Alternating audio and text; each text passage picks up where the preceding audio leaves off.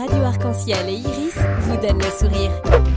Levée de rideau, votre rendez-vous découverte, culture, rencontre, le théâtre sous tous les angles.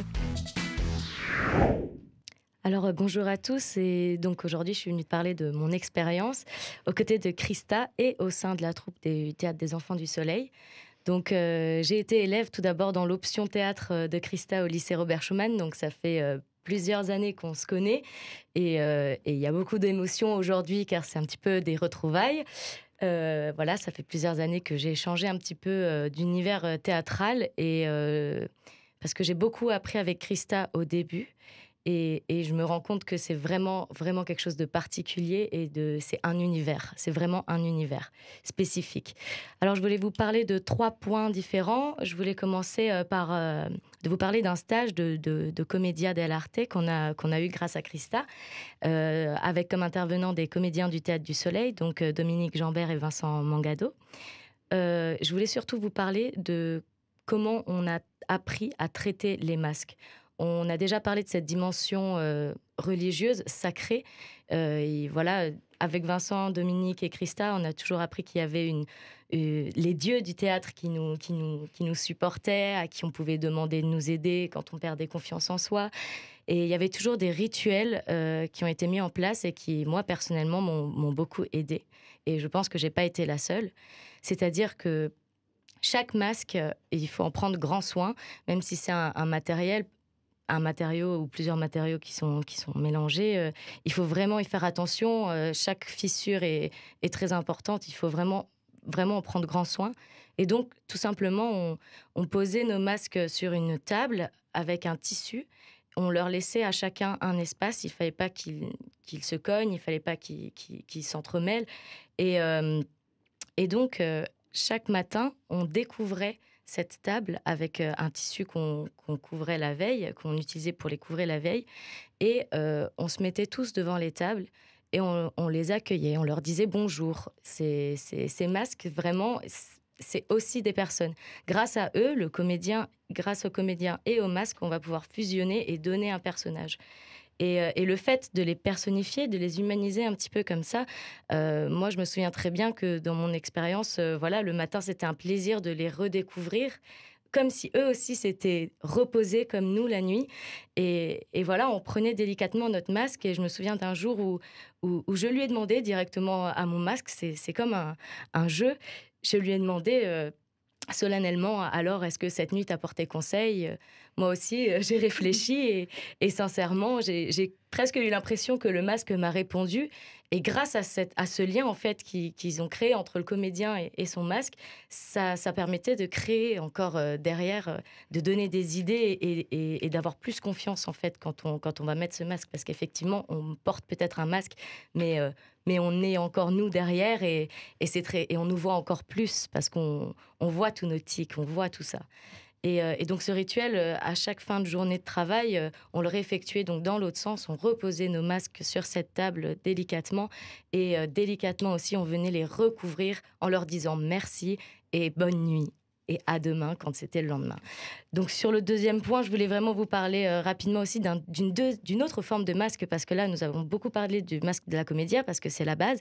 Mais toujours avec ces mêmes intervenants et toujours avec Christa, on a aussi étudié la forme de la marionnette humaine qui porte aussi un masque. Ce masque-là, je vais vous donner quelques étapes pour le créer, dans le but que vous essayiez de le créer vous-même chez vous. Et peut-être que si vous avez envie, vous pourriez nous envoyer vos photos sur le Facebook de la radio Arc-en-Ciel ou Iris. Alors pour commencer, il faut vous munir de 2 paires de collants couleur chair. Collants qu'on porte, hein, oui, je parle bien de bas. Vous coupez les jambes, vous en gardez 3. La première, vous allez l'attacher sur votre front. La deuxième, au niveau du nez et des oreilles, cela va couvrir votre front, ensuite votre nez et vos joues. Et ensuite, il va falloir aussi une 3e jambe pour faire le menton, recouvrir le menton. On va garder la petite partie du bassin du collant pour faire la calotte et recouvrir complètement la tête. Voilà. Ensuite, on va se munir de notre matériel de couture et on va venir faire des points entre les 2 yeux, sur les tempes et au bord des joues pour que ces 3 jambes de bas deviennent un visage en fait. Donc il va s'adapter à votre visage. Ça a l'air absolument abstrait quand on l'entend comme ça, mais je vous assure que si vous l'essayez dans le concret, vous verrez déjà ce que ça donne. Alors vous êtes dans l'étape où vous ressemblez à une momie, sans expression, c'est très étrange, ça peut même parfois faire peur.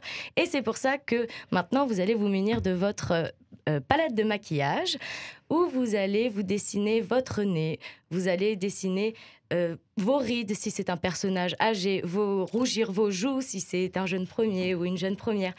Et ce qui est aussi assez génial, c'est que vous pouvez vous permettre de coller du tissu ou des faux poils pour vous faire des sourcils garnis, des barbes, des moustaches. Et je vous assure que quand vous l'essayez, c'est assez impressionnant le résultat que ça peut donner. Ces masques, toujours, on va en prendre grand soin parce que ceux-là sont tout aussi fragiles, voire encore plus que les masques avec des matériaux durs, rigides. Et donc, il faut aussi faire très attention, ne pas les jeter dans une valise pour qu'ils s'en mêlent. Voilà, toujours bien les plier, les recouvrir, toujours avec le rituel, dans le respect et dans le soin. Le troisième et dernier point où je vais très rapidement conclure, c'est que mon expérience au sein de la troupe, en fait, même si on ne porte pas forcément des masques dans les personnages qu'on interprète, on porte souvent du maquillage et je vais prendre l'exemple concret de notre reprise réécriture d'Incendie de Wajdi Mouawad qu'on a nommé Promesse ou Le sang des promesses. Où nous avons fait notre création autour de la forme de la tragédie antique. Donc, il y avait un chœur de danseuses qui comptait aussi le texte. Et donc, ce maquillage avait pour base été inspiré des Atrides du Théâtre du Soleil. Et donc, on avait une base blanche, on se grossissait les sourcils en noir et on dessinait aussi un petit peu la bouche. Les costumes permettaient aussi de lier le cœur.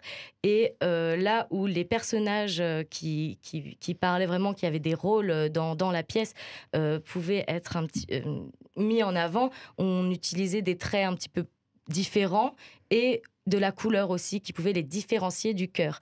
Mais voilà, à mes yeux, il y avait toujours, quoi qu'il arrive, un masque qu'on portait, que ce soit matériel, maquillage, des bas ou rigide avec du papier mâché. On porte toujours un masque dans cette troupe.